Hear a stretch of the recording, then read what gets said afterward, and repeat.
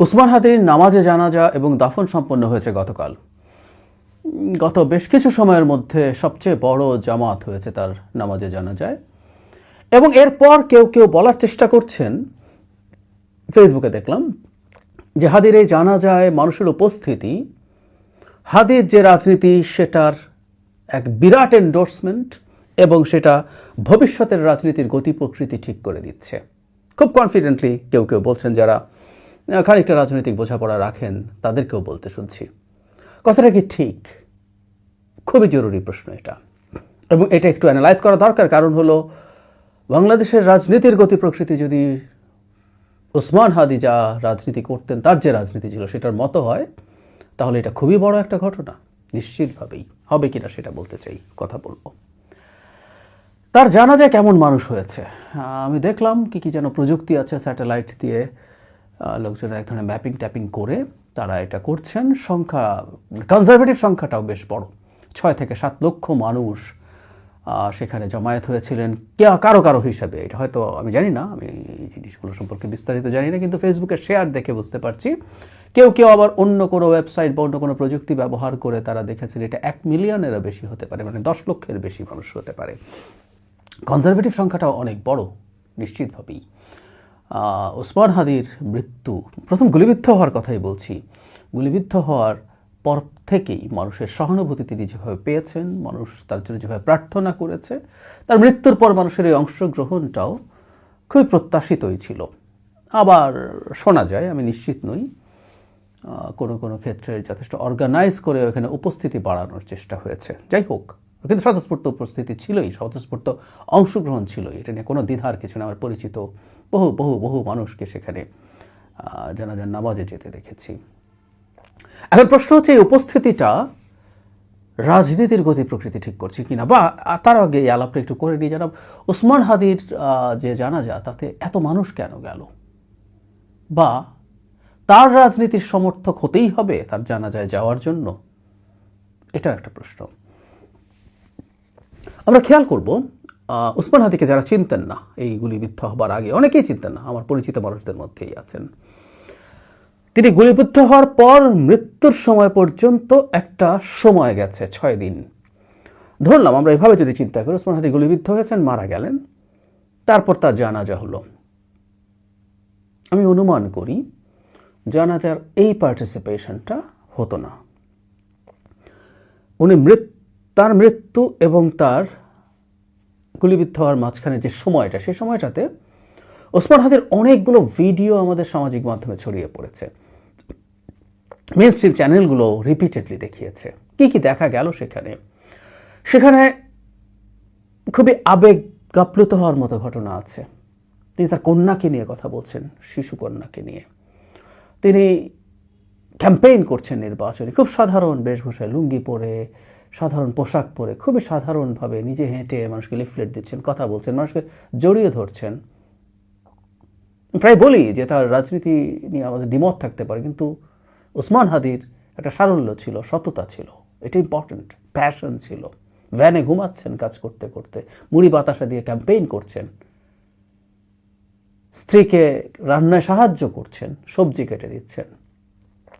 তার চাইতে বড় কথা, অনেকগুলো টকশো ছড়িয়ে ছিটিয়ে আসে যেখানে তিনি তার মৃত্যু নিয়ে কথা বলেন, আবেগাপ্লুতভাবে তিনি কীভাবে মারা যেতে চান, কীভাবে মিছিলে বুলেটে তার মৃত্যু শহীদ দিয়ে, তিনি বুলেট দিয়ে শহীদ হতে চান, তার কফিন কেমন হওয়া উচিত, অনেক অনেক খুবই আবেগাপ্লুত কথাবার্তা।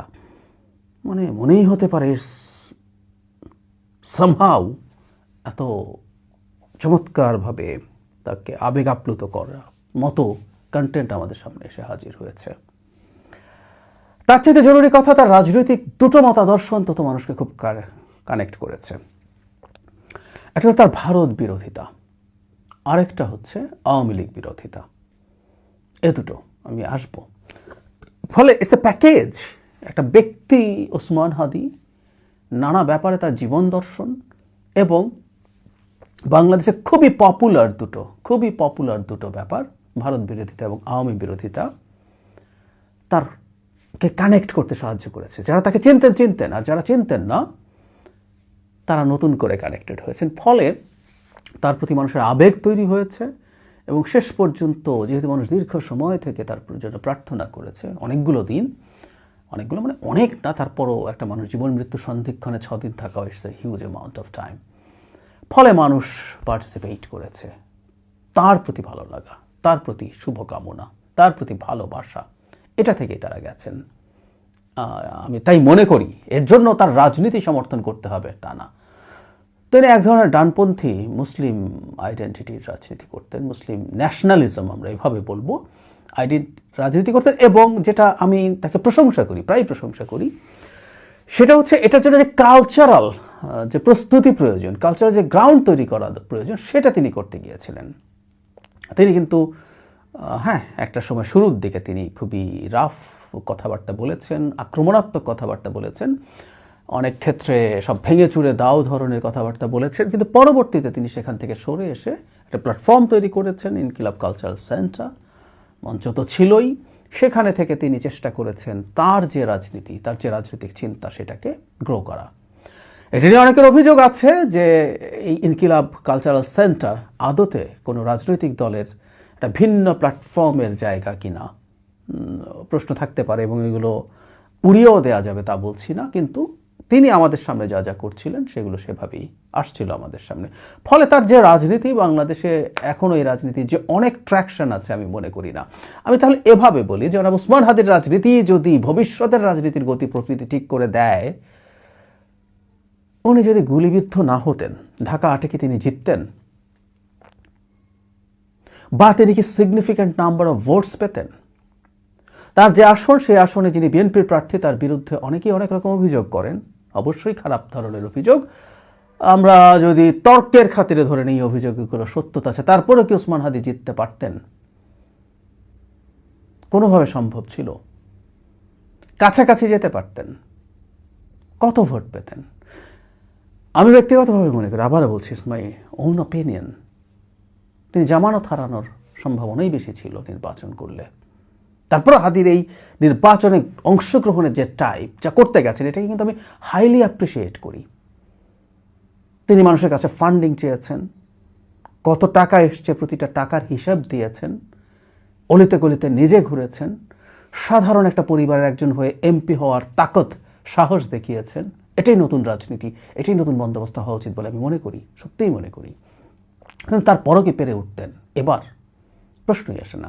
তাহলে ওসমান হাদি তার যে রাজনীতি, সেগুলো থাকার পরও যদি তার সিটেই খারাপ ধরনের ফলাফল করেন, যদি আমি সঠিক হয়ে থাকি, তাহলে তার রাজনীতি, এই জানাজা দেখে তার রাজনীতি বাংলাদেশের ভবিষ্যৎ রাজনীতি হয়ে যাবে, এটা মনে করার কোনো যৌক্তিক ন্যূনতম কোনো কারণ আছে? আবেগ ভালোবাসা ভিন্ন জিনিস, আর ভোট দেওয়াও ভিন্ন জিনিস। ব্যক্তি হাদিকে, তার এই অকাল মৃত্যুকে কোনোভাবেই মানুষ নিতে পারেনি। সমালোচনার পরও বহুবার বলেছি, ওসমান হাদির রাজনীতি আমি সমর্থন করি না, কোনোভাবেই না। এমনকি টক শোতেও তার সাথে বিভিন্ন ব্যাপারে তার দৃষ্টিভঙ্গি নিয়ে তার সাথে আমার ডিবেটও হয়েছে অন রেকর্ড। কিন্তু আমি বা এরকম আরও অনেকেই যারা তার রাজনীতি পছন্দ করেন না, তিনি রাজনীতির যে প্রকাশভঙ্গির জন্য একটা সময় খুবই বিখ্যাত অথবা কুখ্যাত হয়েছিলেন, সেটাও আমি পছন্দ করি না, সিরিয়াসলি পছন্দ করি না।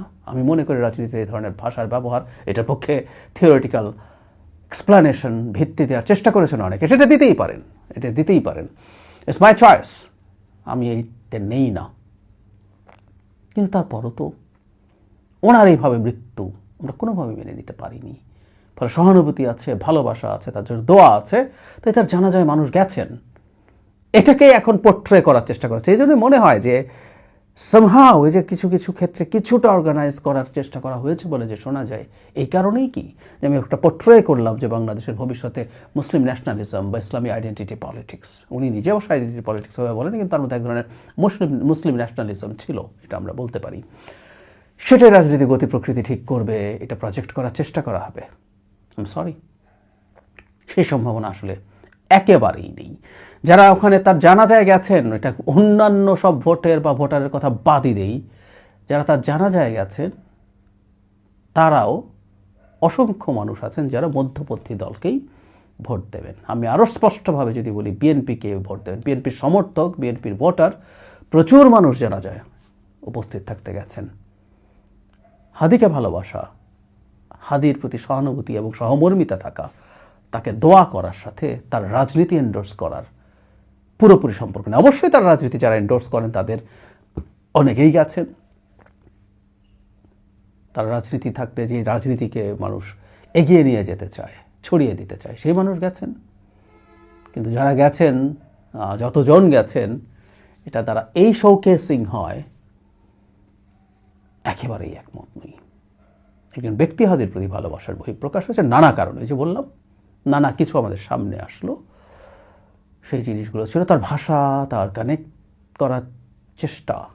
টকশোতে তো তিনি তুলনামূলকভাবে রাস্তায় যেভাবে বক্তৃতা করতেন তার বাইরে করতেন, is a very good communicator. তিনি মানুষের সাথে তার কমিউনিকেশন দেখাতে পেরেছেন। ইভেন তার কিছু, যে বললাম না সব ক্ষেত্রে একমত নই, তার অনেক কিছুর সাথে দ্বিমত করলো, অসাধারণ সুন্দর সব ইস্যুজ আছে। আর তার প্রথম আলো নিয়ে একটা ভিডিও আমাদের সামনে এসেছে, দেখেছি আমরা একসময় প্রথম আলোর সামনে যে কি গরু জবাই করে জিয়াফত করার কথা ছিল, ওসমান হাদি ওই সময়কার ভিডিও হবে, এটা সমালোচনা করছেন যে না, এটা কোনোভাবে তিনি সমর্থন করেন না। প্রথম আলো নিয়ে তার ক্রিটিক আছে, কিন্তু তিনি চান যে প্রথম আলোর মতো আরও 10টা পত্রিকা বানিয়ে সেই ফাইটটা করা হবে। এরকম অনেক সেন্সিবল ভারত সম্পর্কে এত সমালোচনা করছেন, কিন্তু পশ্চিমবঙ্গের মানুষজন আমাদের পক্ষে দাঁড়িয়েছে, উনি এটাকে এন্ডোর্স করছেন। ভারত সরকারের প্রতি বা রাষ্ট্রের প্রতি অভিযোগ আছে বলছেন। সুতরাং এরকম অনেক কিছু, অনেক চমৎকার রাজনৈতিক দিকে দৃষ্টিভঙ্গিও আমাদের সামনে এসছে, যেগুলোর সাথে আমরা দ্বিমত করব না।